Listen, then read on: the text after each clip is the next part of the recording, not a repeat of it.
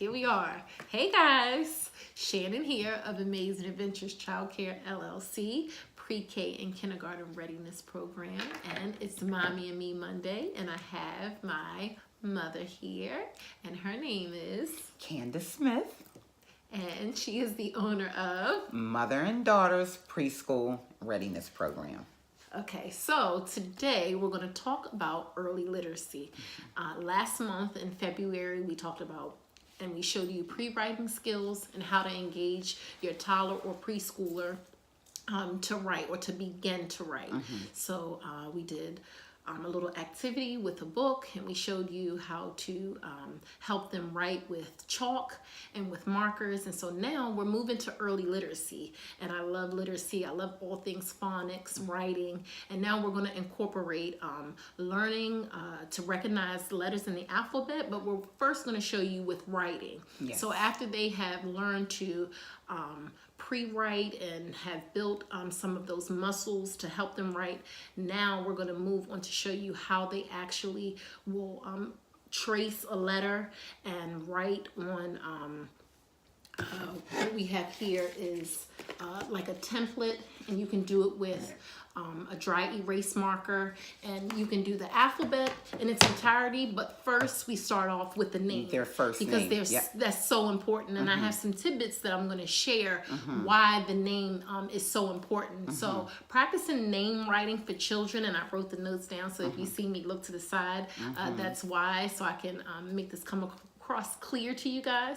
So children usually learn to write their first name before any other word. So that's why it's important not to go from A to Z first. Writing their actual name is what they identify with. Yes. And it's special to them. It's meaning behind, okay, I'm writing my name. And because it's important, it helps in the functioning of their brain. So it's a conceptual meaning behind it, and it's relating to the mental concept of this is my name, and I can actually write my name. Yes. And the procedural knowledge is how to perform a task, or the know-how. So children have to know how to do certain things, know how to do different skills and different activities. Another word for that is directions. Yes. If they're not able to do that through writing first, or through identifying their name and using that to practice that skill, then it might be hard in other areas. Absolutely. So we're going to and show you. it also builds their confidence. Yes, absolutely. Once they learn how to write their name, they're confident because they're like, that's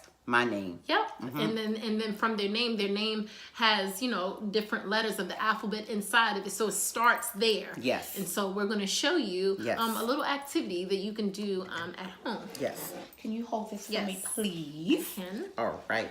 So last week we talked about the different lines and the directions. Not last week, last month. Yes. February. In February. The month is really going fast. Okay, so now we're into actually tracing. So just like we talked before with the dotted lines in different directions, now they're going to go into actually tracing. So they'll start, say we have a Candace that's in the class, but because I'm Candace, we'll start with this. And notice I'm using the big chunky marker that I talked about. So we're going to start on the line. They're going to learn how to go down and around. And we're also using the same lines that we use at our paper in school. So they're getting the same concept. And then we start with our dotted line. I always tell them, guys, put your marker on the dotted line and make a circle for your A and go down. For your N, start on the dotted line, go down and up and down. With your D, make a circle and go down. With your I, straight down. And this is their favorite part. That dot on that I. Usually it's on just like that. It's never over, right? Over. It's never over. It's so on that line. So, and then we have a little C, and we learn, guys, what's your uppercase letter and where's your lowercase letter? They'll tell me the lowercase is the little letter, which is correct. And then for E, I have a student, he has an E in his name. I always say for an E, we go over, up, and around. He likes to do his like that. But whatever works. Over, up, and around.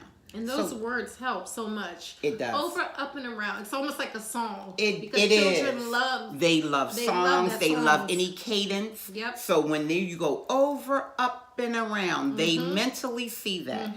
Thank you, Shana, for pointing that out. And then we have them write it. So this is the tools that we do exactly like this in the classroom. So I'll say, now you go down here and you write your name. And so they can look at this. Yep. And sometimes it'll be like this, it'll be like this, but that's okay. That's okay. Yeah. That is okay. Yep. Practice makes perfect. Yes. And the trick to writing their name and writing well and getting comfortable with writing is repetition. And right? Yep. You do it in class, they do it at home, and then you do it in class again. And you're doing that 3 to 4 days a week. Yes, absolutely. In the morning, in the afternoon, right. And I'll encourage parents, yes, consistency is the key. Encourage the parents, guys, before they brush their teeth and go to bed, or after they brush their teeth and go to bed, give them a pen and pencil and have them write their name. Or a pen and paper, not a pen and pencil. Pen or pencil.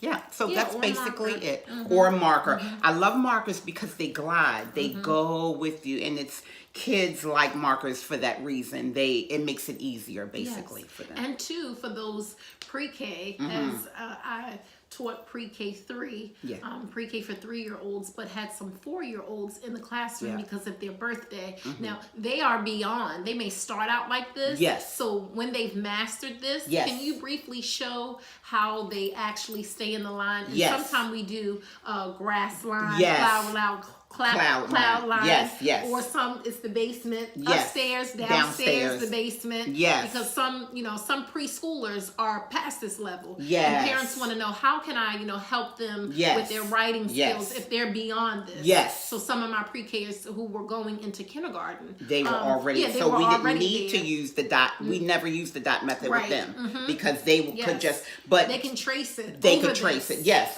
They could trace it over. Yep. So this is grass. This is cloud. So we say start on the cloud, and they would start, if their name was Candace, go down to your grass. Yes. And the middle line, what's the flower? Middle line? Flower. Yes, the flower line. So you start all your lowercase letters on your flower line, which is this line, and you go down to your grass. Yes. And I always say, guys, when you get to the line, what does the line mean? They go, stop. Yes. So sometimes they're writing, and then they'll say, start on the grass, and they'll go down and go, stop. They literally say it. And I said, good. So then they start at the cloud line, go down to the grass, up to the flowers, and over. And this way, they can do a C, they can do a circle, as long as it's the same concept. By this point, that now the dot is up. It's above. Yes, it's above. Exactly. And there you go. There we are. Hope you guys enjoyed it. If you have any questions or anything you'd like to know further, be sure to comment. Let us know. Absolutely. We love it. We love to answer. Hear the feedback. Yeah. And also let us know if you'd like to see us talk about a specific topic. Yes. Maybe phonics or anything. Yes. And we can get on and show you. Thanks. Hope to see you all soon. Bye-bye.